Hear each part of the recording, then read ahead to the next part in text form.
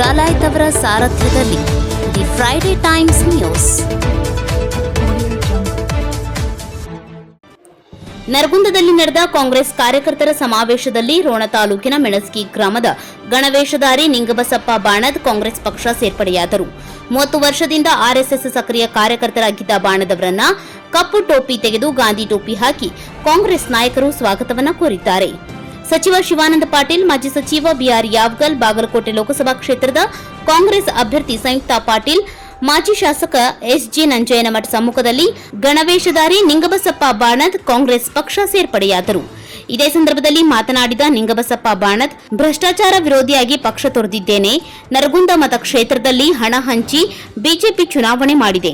ಪ್ರಧಾನಿ ನರೇಂದ್ರ ಮೋದಿ ಕಪ್ಪು ಹಣ ತರುತ್ತೇನೆ ಅಂತಾರೆ, ಆದರೆ ಕಾಂಗ್ರೆಸ್ ನಾಯಕರ ಮೇಲೆ ಐಟಿ ದಾಳಿ ಮಾಡಿಸುತ್ತಾರೆ ಎಂದು ಆಕ್ರೋಶವನ್ನು ವ್ಯಕ್ತಪಡಿಸಿದರು. ಬಿಜೆಪಿ ಒಳಗ ಎಷ್ಟು ಭ್ರಷ್ಟಾಚಾರ ಆಗಿದೆಯಪ್ಪ ಅಂತಂದ್ರೆ ಅದು ಯೋಜನೆಗಾಗದಂತ ಭ್ರಷ್ಟಾಚಾರ ಆಗಿದೆ. ಒಂದು ಸತಿ ಮೋದಿಜಿ ಅವರು ದೇಶದ ನಮ್ಮ ಕರ್ನಾಟಕ ಭಾಗಕ್ಕೆ ನರಗುಂದ ಮತಕ್ಷೇತ್ರಕ್ಕೆ ಬಂದು ನೋಡಿದ್ರೆ ಎಷ್ಟು ಭ್ರಷ್ಟಾಚಾರ ಆಗಿದೆ ಗೊತ್ತಾಗತ್ತೆ. ಯಾರಿಗೆ ಭ್ರಷ್ಟಾಚಾರ ಅಂತಂದ್ರೆ ಒಂದು ಸರ್ಕಾರವನ್ನು ಕೆಡವಿ ಮತ್ತೊಂದು ಸರ್ಕಾರವನ್ನು ರಚನೆ ಮಾಡೋದಂತಂದ್ರ ಕರ್ನಾಟಕ ಸರ್ಕಾರಕ್ಕೆ ಎಷ್ಟು ತೊಂದರೆ ಆಗ್ತೈತಪ್ಪ ಅಂತಂದ್ರ ಅದು ಹೇಳ್ಕೊಳಕ ಆರ್ಥಿಕ ಪರಿಸ್ಥಿತಿಯಿಂದ ತೊಂದರೆ ಆಗಿದೆ. ಅದಕ್ಕೆ ಬಾರಿಸ್ಬೇಕು ಅಂತೇಳಿ ನಿಮ್ಗೊಂದು ಸತ್ಯವಾದ ಮಾತು ಹೇಳ್ತೀನಿ. ಕಾಂಗ್ರೆಸ್ನವ್ರು ಗ್ಯಾರಂಟಿ ಘೋಷಣೆ ಮಾಡ್ಲಿಕ್ಕೆ ಅಂತಂದ್ರು ಒಳ್ಳೆ ಕಾಂಗ್ರೆಸ್ ಸರ್ಕಾರ ಬಂದೇ ಬರ್ತಿತ್ತು, ಬಿಜೆಪಿ ಸರ್ಕಾರ ಬರ್ತಿದ್ದಿಲ್ಲ. ಅಷ್ಟು ಬ್ಯಾಸರಾಗಿದ್ರು.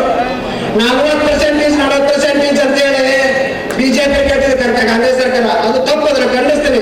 70% ಕಮಿಷನ್ ಭ್ರಷ್ಟಾಚಾರ ಮಾಡಿದ್ರು. ನನಗೆ ಒಂದೆರಡು ಮಾತನ್ನು ಮುಗಿಸ್ತೀನಿ. ನೀವು ಎಲ್ಲರೂ ಕೂಡಿ ನಮ್ಮ ಸಂಯುಕ್ತ ಪಾಟೀಲ್ ಮೇಡಮ್ ಅವರಿಗೆ ಆರಿಸ್ಕೊಂಡು ಬರ್ಬೇಕಂತೇಳಿ ಎಲ್ಲರಿಗೆ ತಮ್ಮಲ್ಲಿ ಕರೆ ಕಳೆದಿಂದ the Friday Times News Gadag.